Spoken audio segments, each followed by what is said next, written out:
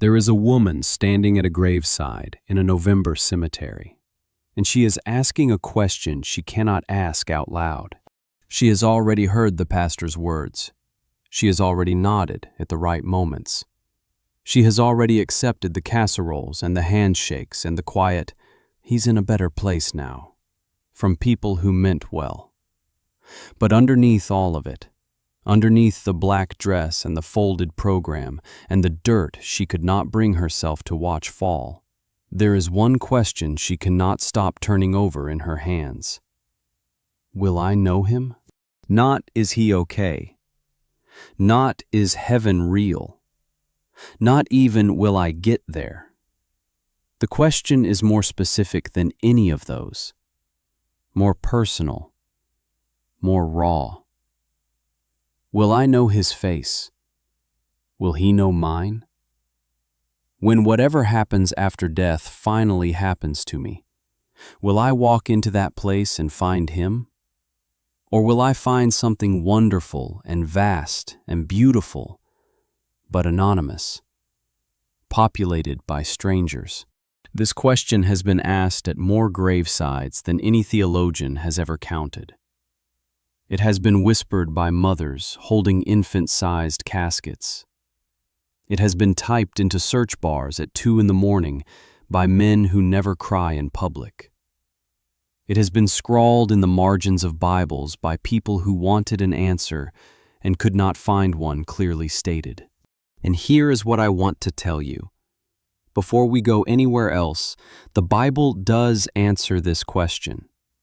Not in one sentence, not in a single clean verse you can embroider on a pillow. But the answer is there, woven through the resurrection accounts, planted in the prophets, spelled out in the letters of Paul, and hiding in plain sight in one of the strangest moments in all of the Gospels. We are going to find it today. But I want to start on a mountain, because that is where the answer begins. It is somewhere around AD 29, and 3 fishermen are climbing a high mountain with Jesus. Matthew tells us the mountain was high. The Greek word is hypsilos, which means elevated, exalted, lifted above the ordinary world. Peter is there, James is there, his brother John is there. They have been traveling with Jesus for nearly 3 years at this point. They have seen things they cannot explain. They are used to remarkable, but they are not prepared for what happens at the top. Jesus is transfigured before them. His face shines like the sun. His clothing turns white as light itself. And then 2 men appear beside him. 2 men. And Matthew says something that we have read so many times, we have stopped noticing how strange it is. He says, "The disciples saw the 2 men and knew immediately who they were. Moses, Elijah, 2 figures who had been dead for centuries. Elijah, the prophet of fire, had left the earth in a chariot of flame roughly 900 years before this moment. Moses, the lawgiver, had died on Mount Nebo 700 years before Peter was born. And Peter, impulsive, unfiltered Peter, looks at these men and says, 'Lord, it is good for us to be here.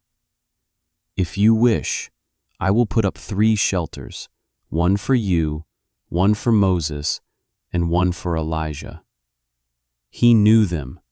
No introduction, no name tag, no angel standing beside them saying, 'Allow me to present.' Peter simply looked at these 2 men who had been dead for the better part of a millennium and knew exactly who he was looking at. Hold that detail, because we are coming back to it. And when we do, it is going to answer more than you expect. But before we climb back up that mountain, I want to take you somewhere else, somewhere darker. There is a story Jesus tells in the Gospel of Luke, and I want to be careful here because scholars have debated for centuries whether this is a parable or an actual account. Jesus never introduces it the way he introduces parables. He does not say, "The kingdom of heaven is like," he gives the characters names. And in all of his parables, Jesus never names anyone. This one is different. A rich man dies. He wakes in torment, and across a great chasm he sees a beggar named Lazarus, a man he knew in life, a man who sat at his gate covered in sores, waiting for crumbs. And the rich man looks across that chasm, and he knows exactly who he is looking at. He does not need to ask. He calls out to Abraham, and he knows Abraham too, a man who lived 2,000 years before him. And he says, by name, "Father Abraham, have mercy on me, and send Lazarus." He knows Lazarus. He knows Abraham. He is recognizing people across not just death, but across centuries. Here's what most people miss about this passage. The rich man's recognition of Lazarus is not presented as a miracle. It is not presented as a special gift or a supernatural ability unlocked by death. Jesus tells this story as though recognition across death is simply the way things work, the natural order of that place. The rich man sees Lazarus and knows him the same way you see a neighbor and know them. Some people read this passage and say, well, this is Hades, not heaven. This is the place of the dead before the resurrection, not the final destination. And that is a fair point. But notice what it tells us: if recognition survives death in the place of waiting, how much more will it survive in the place of arrival? If even in torment the rich man knows Lazarus, what does that say about the clarity of knowing in glory? There is a third passage I want to bring you to, and this one is quieter, more personal, easier to miss if you are reading fast. The year is around 1000 BC. A king sits on the floor of his palace, and his servants are afraid to tell him what has happened. His infant son, born of a union that brought scandal and tragedy into his house, has died. The servants whisper to each other, "How do we tell him? He has been fasting for 7 days, lying on the ground, refusing to eat. What will he do when he hears?" But David sees them whispering, and somehow he understands. He gets up from the floor. He washes his face. He puts on clean clothes. He goes to the house of God and worships. And then he comes home and asks for food. His servants are bewildered.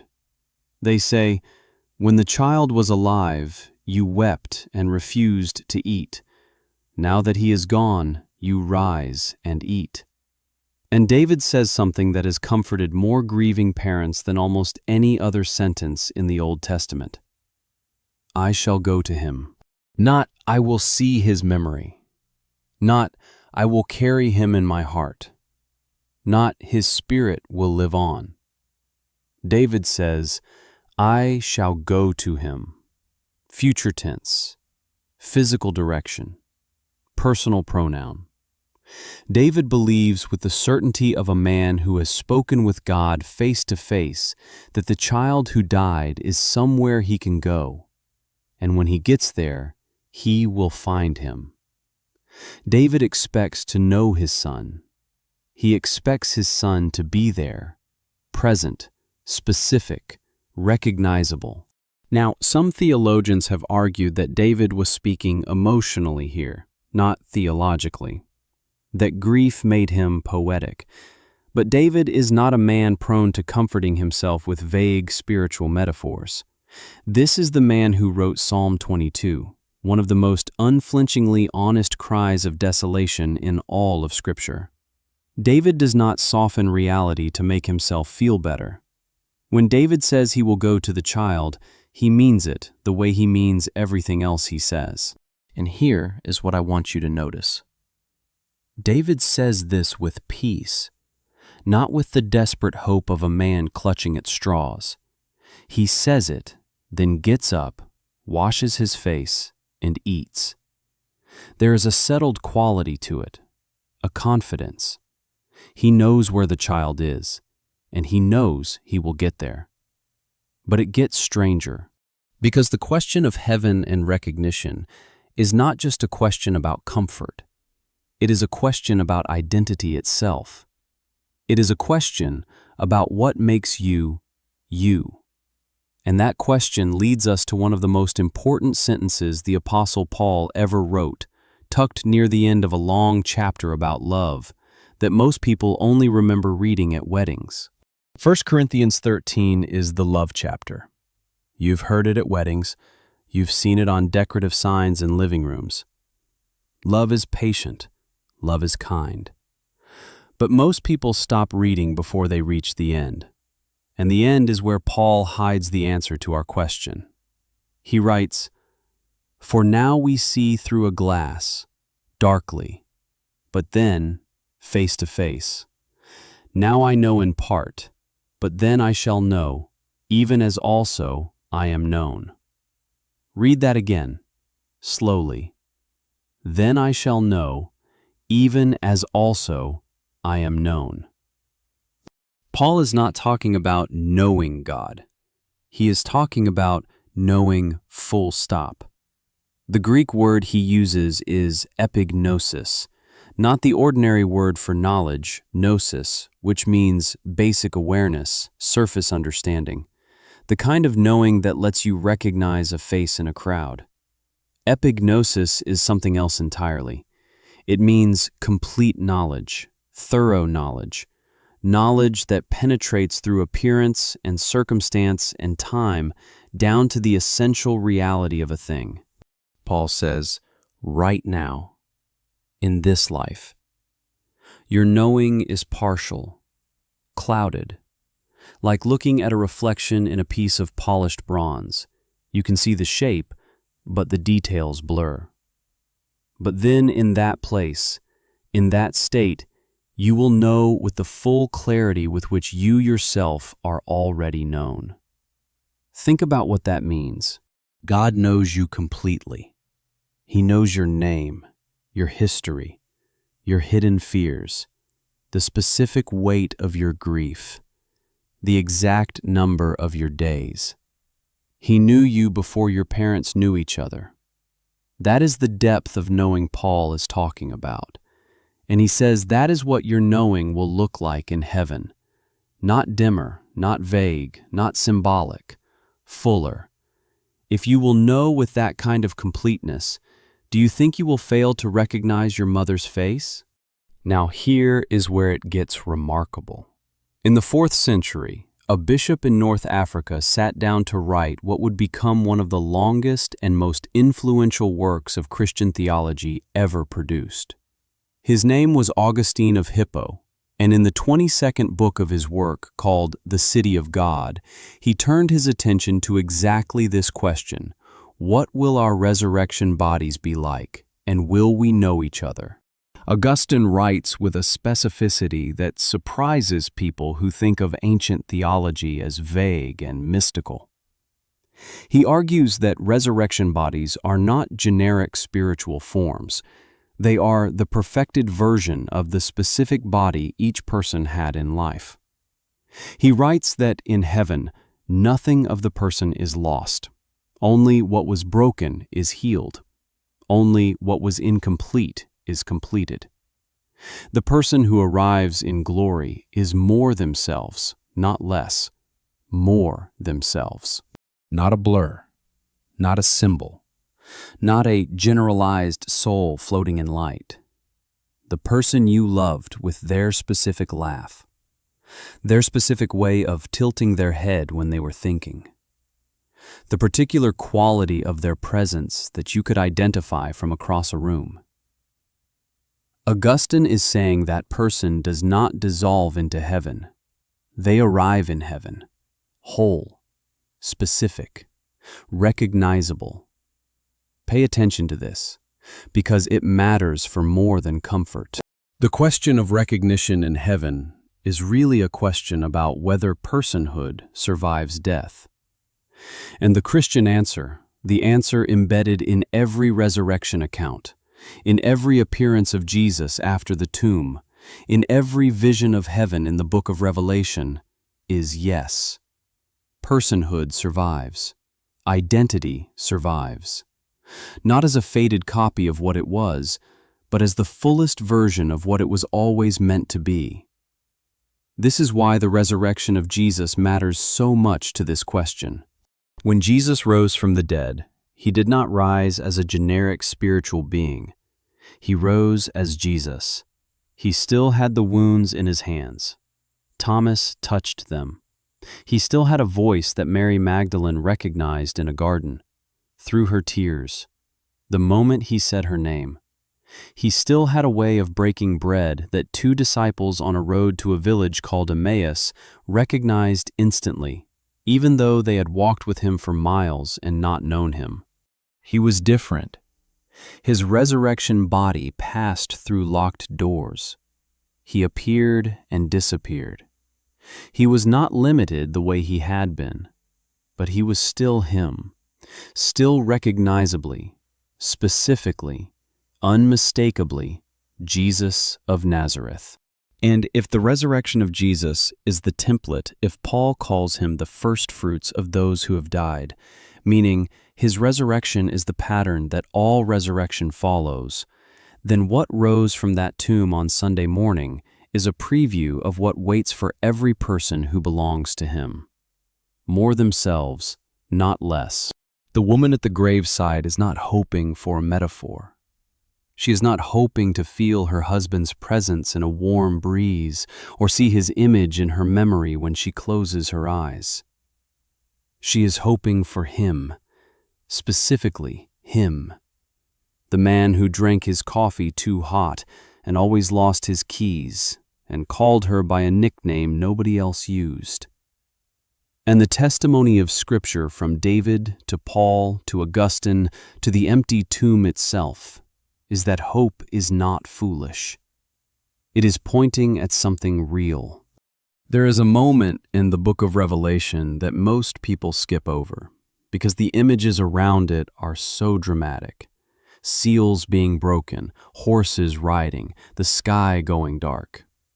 But tucked inside all of that apocalyptic fire, John sees something quiet, something that should stop us cold. He sees, under the altar of God, the souls of those who had been killed for their faith. And they are not silent. They are not sleeping. They are not dissolved into some undifferentiated spiritual mist. They are speaking. They are aware. They are asking a question. How long, O Lord, holy and true, until you judge and avenge our blood? And God answers them, individually. He gives each of them a white robe. Think about what that scene requires.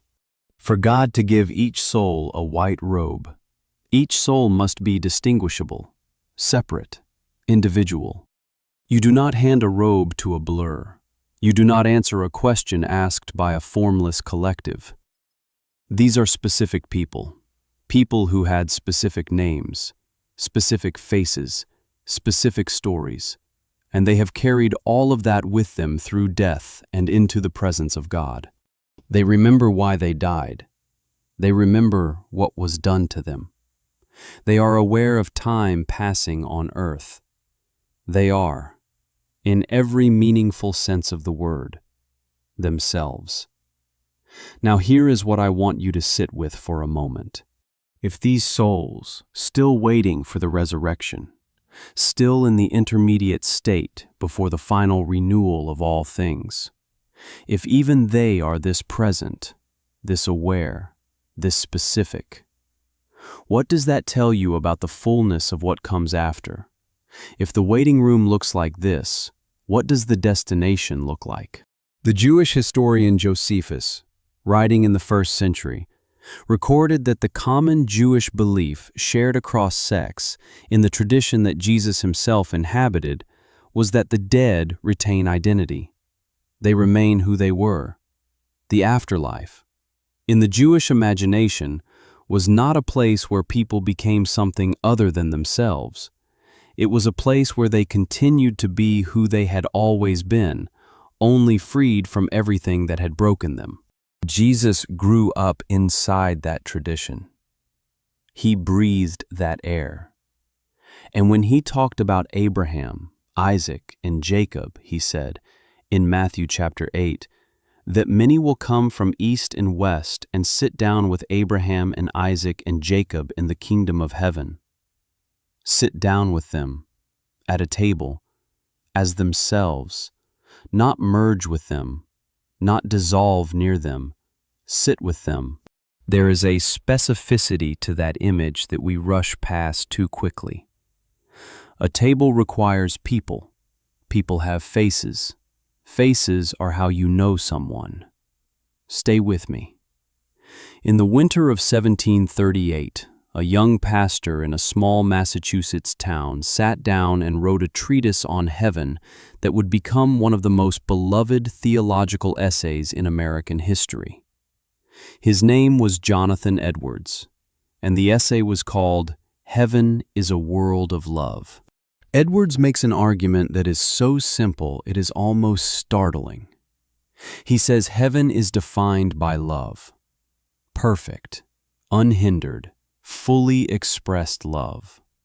And love, by its very nature, requires an object. You cannot love in the abstract. You cannot love a blur. You cannot love a generalized spiritual presence. Love loves persons.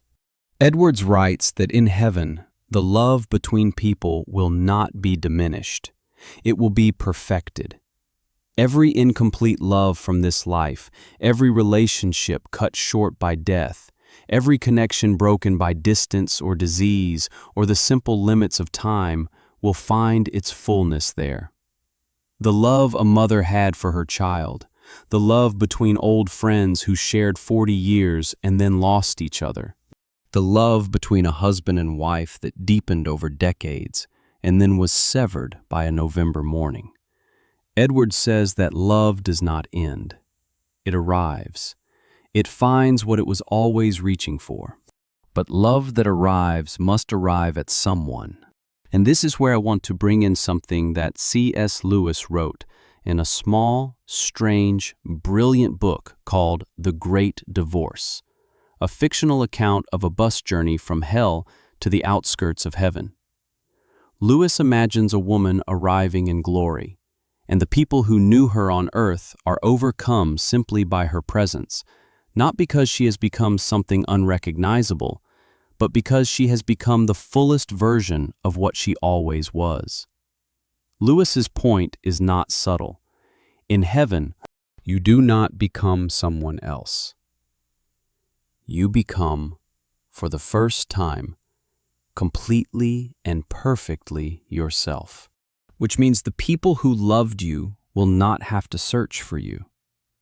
They will simply see you and know. Here's the part nobody tells you. The question, will we recognize each other in heaven, is actually a small question hiding inside a much larger one. The larger question is this: does love survive death? Does the specific, personal, irreplaceable bond between two people outlast the body that carried it? And the answer Scripture gives, not in one verse, but in the whole sweep of what it says about resurrection and identity and the nature of the God who calls each star by name, is that love does not get smaller when it crosses into eternity.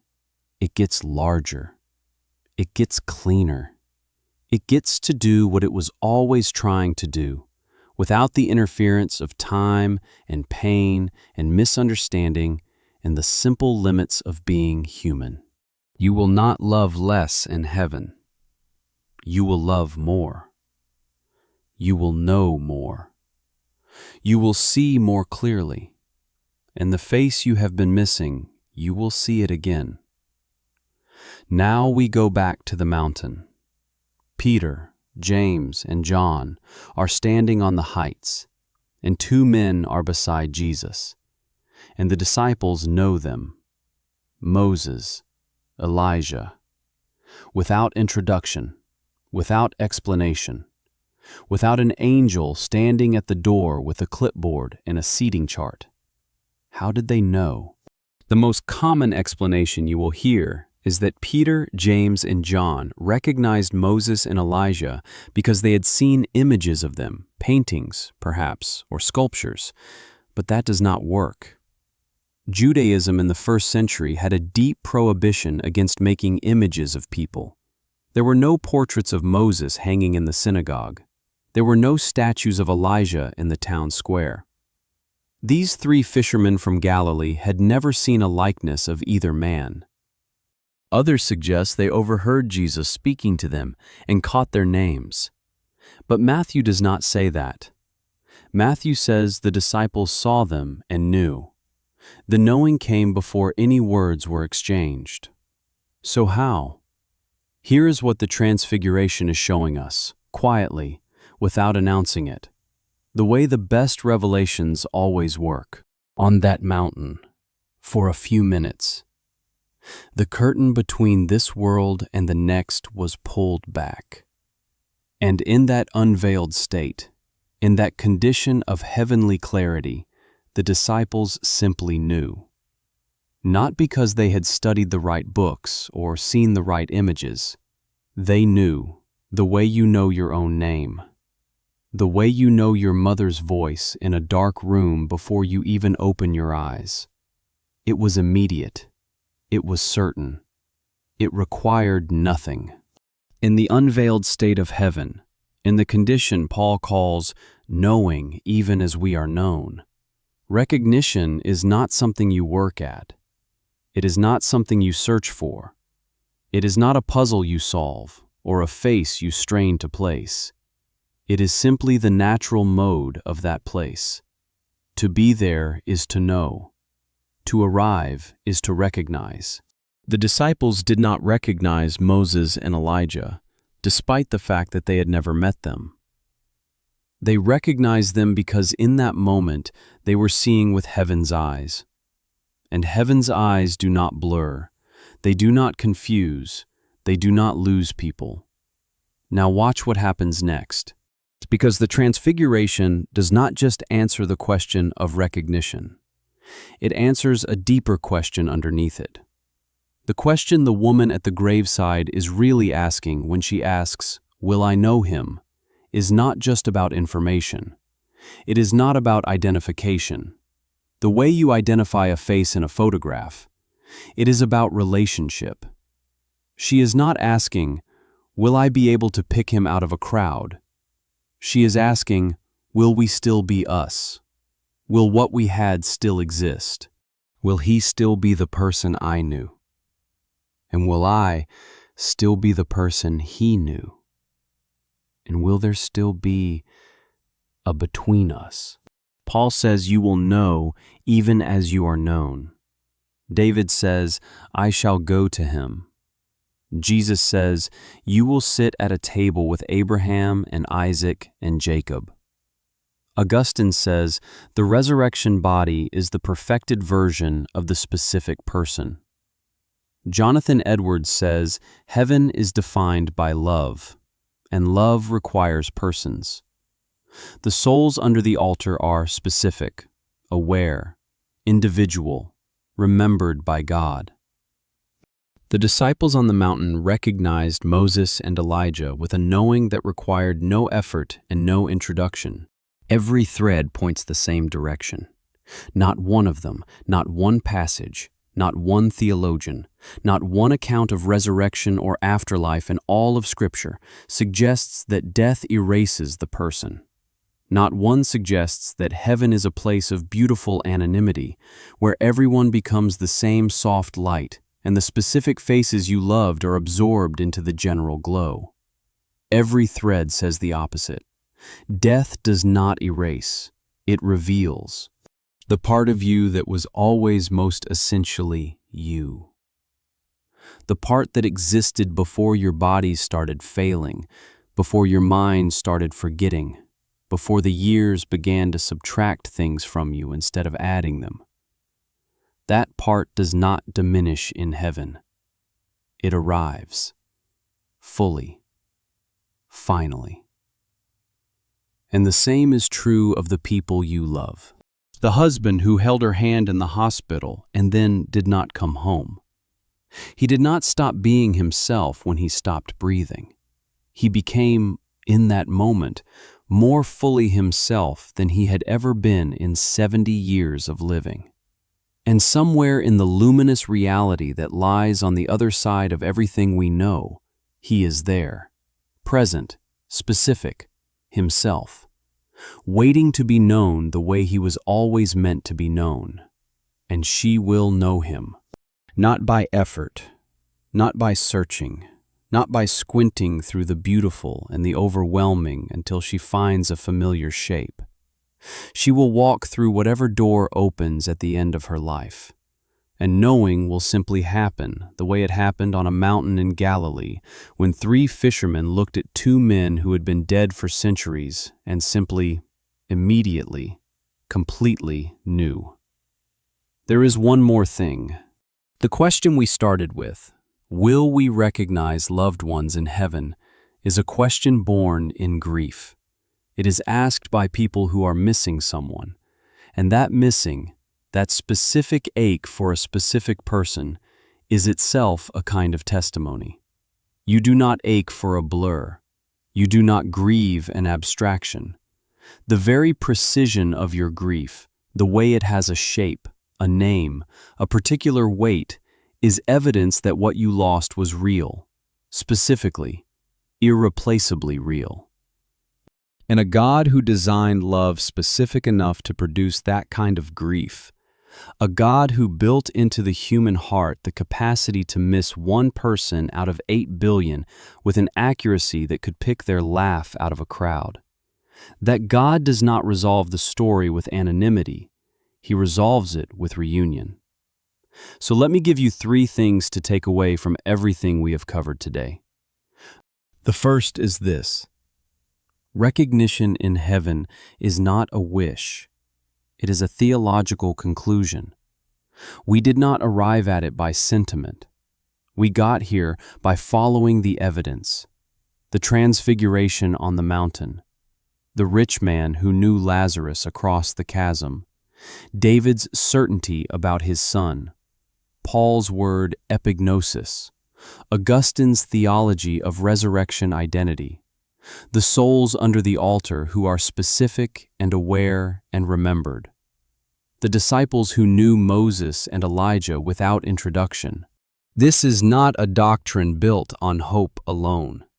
It is a doctrine built on testimony, multiple witnesses, across multiple centuries, all pointing at the same reality. You will know, and you will be known. The second thing is harder, and I think it is the most important. The recognition we will experience in heaven will not be a recovery of what we had. It will be an arrival at what we were always reaching for. Every relationship in this life is incomplete.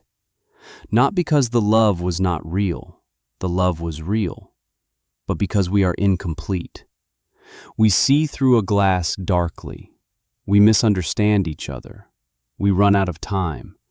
We say things we cannot take back. We fail to say things we should have said. We lose people before we are finished knowing them. Heaven does not simply return what death took. Heaven completes what life could not finish. The mother who lost her child at 3 years old will not meet a 3-year-old in heaven. She will meet the person her child was always becoming, fully arrived, fully themselves, fully known. The husband whose wife disappeared into dementia before her body died will not find the confused and frightened woman of her last years. He will find her, the her underneath all of that, the essential her that the disease was never able to touch, standing in the full light of who she always was. This is not a smaller reunion than the one you are imagining. It is a larger one. And the third thing is the one I want to leave you with. The fact that God knows you specifically, completely, by name, is not just a comfort for the afterlife. It is a statement about the nature of love itself. the God who calls each star by name, who knows the number of hairs on your head, who knew you before you were formed. This God did not design love to be temporary. He did not build into the human heart the capacity for deep, specific, irreplaceable attachment, just to let death dissolve it into nothing. Love is not a feature of this life that heaven removes. Love is a feature of God Himself, and heaven is where it finally gets room to breathe. So if you are the woman standing at the graveside, or the father who could not sleep last night, or the child who grew up and still reaches for a phone to call someone who is no longer there to answer, hear this. Your grief is not wrong. Your missing is not weakness. The specific shape of what you have lost is evidence of the specific reality of what you will find. And when you find it, when you walk through that door and the curtain pulls back and heaven's eyes open in you for the first time, you will not have to search. You will not have to wonder.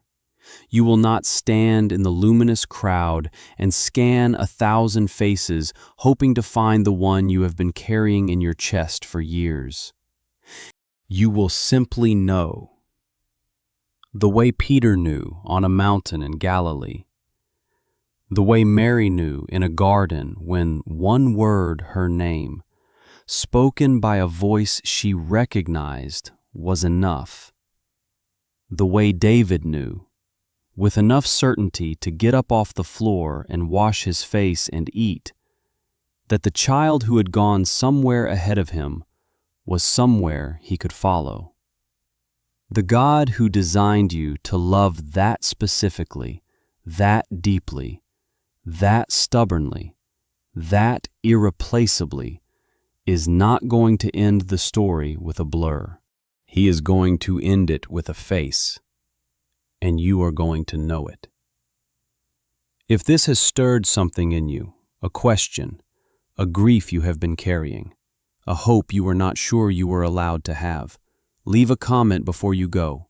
Just one word, if that is all you have. The name of the person you are missing, because they deserve to be named, and you deserve to say it out loud. And if you want to go deeper into questions like this one, questions about what the Bible actually says about eternity, about resurrection, about the things that matter most, subscribe and stay with us, because we are just getting started. You were made for more than this life can hold, and one day, you will know exactly what that means.